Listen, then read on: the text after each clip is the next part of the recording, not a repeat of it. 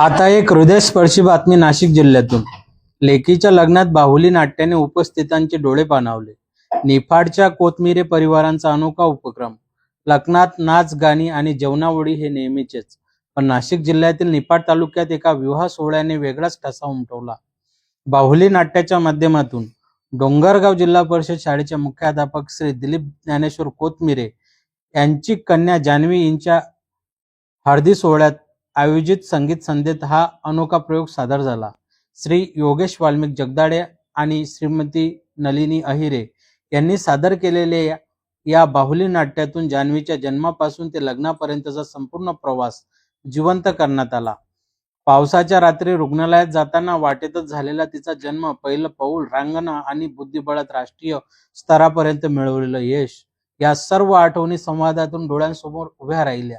त्याचबरोबर मुलगी सासरी जाताना तिला तिथे पोटच्या मुलीसारखे प्रेम मिळावे, ही आई वडिलांची हळवी भावनाही या नाट्यातून प्रभावीपणे मांडण्यात आली. या संस्कारक्षम आणि भाविक प्रयोगाने लग्न सोहळा केवळ कौटुंबिक राहिला नाही, तर तो सर्वांच्या हृदयात घर करून गेला. उपस्थित पाहुण्यांनी या अनोख्या उपक्रमाचे मनापासून कौतुक केले. परंपरेला कलेची जोड देत एका लग्नाला संस्काराचं रूप देणाऱ्या कोथमिरे परिवारांचं आणि कलाकारांचं स्टार न्यूज इंडियाकडून मनपूर्वक अभिनंदन. पोहोचण्याच्या आधी त्या मातीच्या वाटेवर आपल्या ताईचा जन्म झाला. लक्ष्मी घरी आली असं वाटलं होतं तेव्हा. मग तिचं रडणं, रांगणं, चालणं, अंगणातील पहिलं पाऊल, अगदी तिची जिद्द, तिचा हट्ट, तिचं खेळणं, सारं काही आठवतंय. पण तिचं ते शाळेत जाणं, डोळ्यात पाणी आणत हातात पाटी घेऊन कशी रडत होती पहिल्या दिवशी. हो, 5वीला गेल्यावर जेव्हा तिने नवोदयची परीक्षा दिली, तुम्ही तर तेव्हा रात्र रात्र जागून तिला शिकवलं. हो, नवोदयला गेली पण माझं घर रिकामं झालं. तिथं गेल्यावरही ती थांबली नाही, आपल्या बुद्धीची चमक दाखवतच राहिली. हो ना, बुद्धीवरून आठवलं, आपली ताई बुद्धीवर किती छान खेळायची. हो, अगदी सुंदर. नॅशनल लेवलला खेळली, बक्षिसं मिळवली.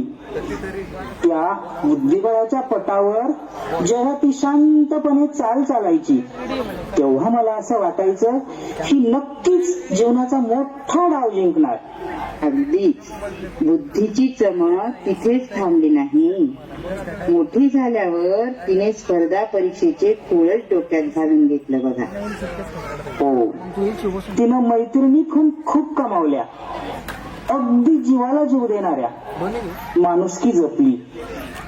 कितीतरी आठवणी काल परवाच झाल्यासारखं वाटतंय. हो, ते सगळं ठीक आहे. हो, पण आता त्यासाठी एक चांगलं स्थळ शोधायला हवं. जावई तर शिकलेला हवाच. हो, पण त्याहून महत्वाचं म्हणजे त्याला आपल्या मुलीच्या कष्टाची आणि तिच्या स्वप्नांची किंमत हवी. अगदीच, तिला समजून घेणारा हवाय. खरंय. आणि सासरचं घर कसं हवंय बरं तुम्हाला? घर जास्त श्रीमंत नसलं तरी चालेल, पण मनाची श्रीमंती हवी. माणसं मनाने मोठी हवी.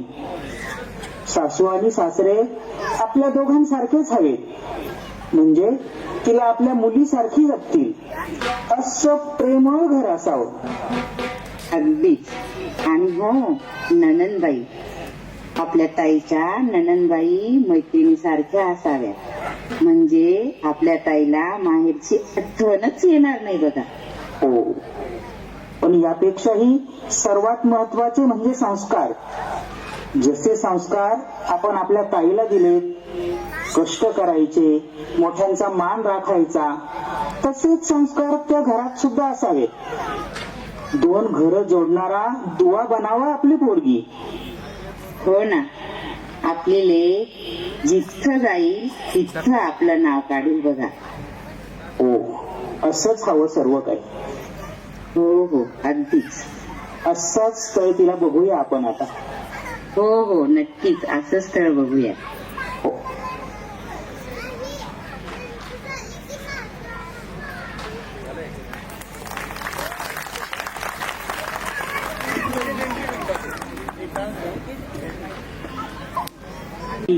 आणि हो आजच्या या शुभ प्रसंगी या लग्न प्रसंगी आपण सर्व एकत्र जमलात आणि आमचा शो बघितला त्याबद्दल तुमचे आभार.